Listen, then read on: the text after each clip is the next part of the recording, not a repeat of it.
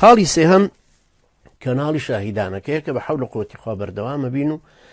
لەم مەوقعەوە ئێستا چەند بربەستیشمان لە ڕێگایەدانن هی ئەوە نیە بربەست لە ڕێگایەدان ئەگەر خۆت ئیرادەت هەبێ چونکە ئیلا مەگەر بمگرنووەکو جاران مەسەن لە زیندان بم و من دەنگم نەگا بە کەس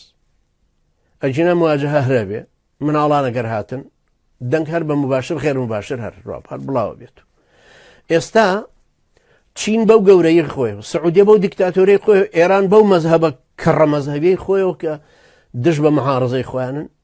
نەسین نە ئێران نە سعودیە ناتوانن ڕێگا لە فەیسبوک بگرن ناتوان ڕێگا لە ئینتەرنێت و لە تۆڕە کۆمەڵایەتیەکان بگرن لەبەرە خەڵکێک ناتوانێت ڕێگا لە من و تۆش بگرێ هەر چەند دیکتاتۆر بن ناتوانن هەر چەند لێزان بن چەند پارە بدەن پارەدەن ئەیکوژێنەوە ئەمە لابن ئەوە سووتێنن ئەو مەوقعداخن بەس تۆ ڕێگا لە ناگیرە بەردەوامەکرێتەوە و ئەو بەڕێزانش ئەو عەزیزانش کە هاوکارمان بوون هەموو خۆبەخشانە هاوکارمان بوون بە تایبەتی نزیکی 25 پەیجی زۆر محتەرەم کە لایکیان زۆر زۆرە ئەوانە بەردەوام هی ئێمەیان بڵاو کردوتەوە یعنی لە پیاوەتی و چاکەی خۆشیانە لەوەیە کە گومانیان باش بە من بردو وایان زانیو کە من قسەکان حەقە و کە ئەیکەم و لەبەرەوە پێویستە باڵپشتم بن بڵاویان کردوتەوە ماڵیان ناودان بێ خی گەورە پاداشتی خێران بداتەوە ئینشاڵە بەردەوامیشە بین و چاکتریش لە 2010 پلانی باشتری وەدانین ئەزمونمان باشترە کەناڵەکە 6 مانگ چەند ڕۆژێک کەمە کردومانەتەوە فێر بووین چۆن کەناڵێ بکەینەوە بەڵێ ئۆنلاینە ئێمە پارەیەوەمان نییە بیکەین بە سەتەلایت ئاسمانی بێ بەڵام لە ئۆنلاینەکەەوە خۆگەیشتەوە 400,000 کەس 500,000 کەس ئیمامی بن تەیمە ڕەحمەتی خوای لێبێت لە بیرێکە سجنیان کردبوو ئەو کەسانەیە هاتنە سەری بیرەکە و پرسیاریانە کرد و مواجهەیانە کرد دیداریانە کرد 12 کەس بوون پرسیاری 12 کەسی جواب بدایە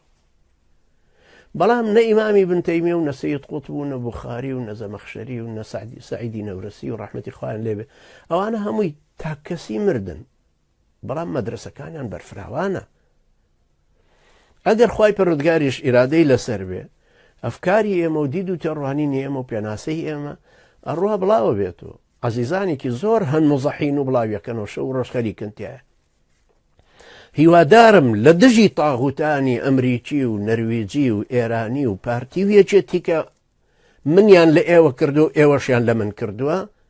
بتوانین هیمەتێکی زۆرتر بکەین ساڵی 2010 ئەوەندە قەڵەباڵغی بکەین حتاکو ئەوان چاوشۆڕ بن ئەوان زەلیلە بن ئەوان لە بەناوی ئەو حەقەیە ئەوان دەسەڵاتدارن قووەتیانەیە نەرویجر توانە من سجن کاتەوە بە فیتێکی تر و فیتنەیەکی تر تۆمەتێکی تری سەخیف ئەمجارە بۆ 63 ئەمجار بچمەوە دادگا بەڵام ناتوانن بەری ئەو حەقە بگرن کە باوەڕمان پێی هێناوە ئەوە حەقێکە ئێمە لەسەر ڕێبازی پێغەمبەرانە ڕۆین سەلامی خوایان لێبێ بۆیە زۆر زەروریە کەناڵی شاهیدانەکەش دیسان باس یەکەمە زانکۆی ئازادیەکەیان دراساتی ئیسلامیەکە زادی ئەوە ئەکەینەوە بە دراسەکردنی و ڕۆشنبیری علومە شەرعیەکان مەرحەلەی یەکەم دووهەم سێهەم ئەڕۆیتە پێشەوە ئەوە بە حەول و قووەتی خوا تاوان لێ دێ دڵنیاشم لەوە چونکە تەجروبەی خۆشمە و چەند جاریش بەشدار بووم لە داڕشتنی منهەجی خوێندنگاکان لە پاکستان و ئەفغانستان و ئەمانە ئەگەر خوای پەروەردگاریش لێمان قبوڵ بکە وام داناوە کە تۆ ئەگەر پۆلی سێهەمی ئامەدی ئیسلامی تەواو بکەی لەگەڵ ئێمە 40 کتێبەکە مسەقەفتر دەرچی لە خریجی ئەزهەر و لە خریجی جامیعەکانی عەرەبستانی سعودی هیچ لەوان کەمتر نابی مطلقاً ئاسانکاریشی بۆ کراوە مشەرحیاتیشی هەیە قوت شەرحەکان گوێ لێ ئەبێ و ئەیخوێنی امتحانی تیادی ئەمە بۆ ڕۆشنبیری شەرعیە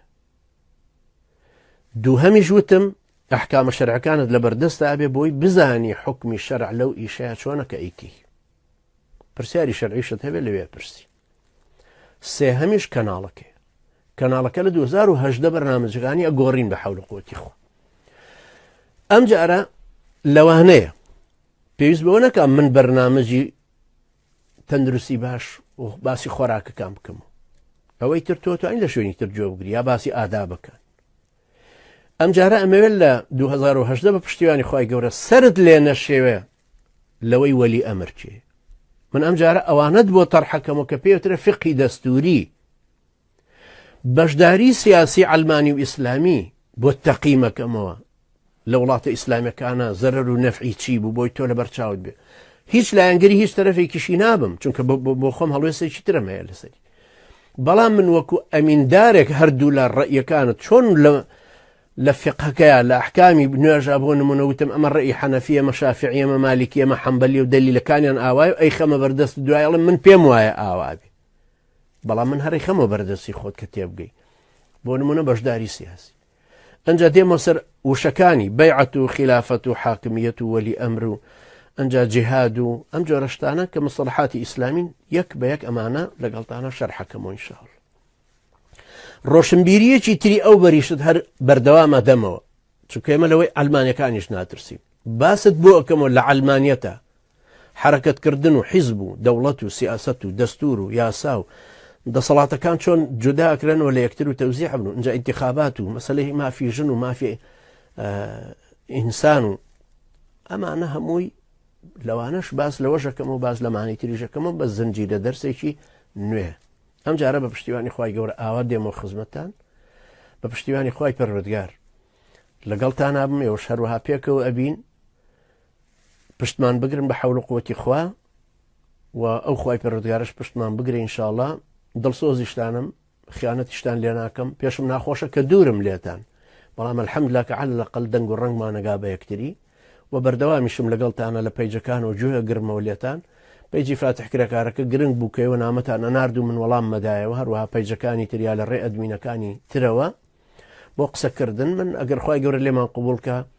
خۆم ساخ کردوتە بۆ دینەکەی خۆم و ماڵ و مناڵیشم خوای گەورە پاداشتی خێریان بداتەوە هەموویان متەفەرریان کردوون بۆ ئیشەکە و هاوکاریشمە بنەوە خوای گەورە ئێمەشی ئێوە سەلامەت و سەرکەوتووکە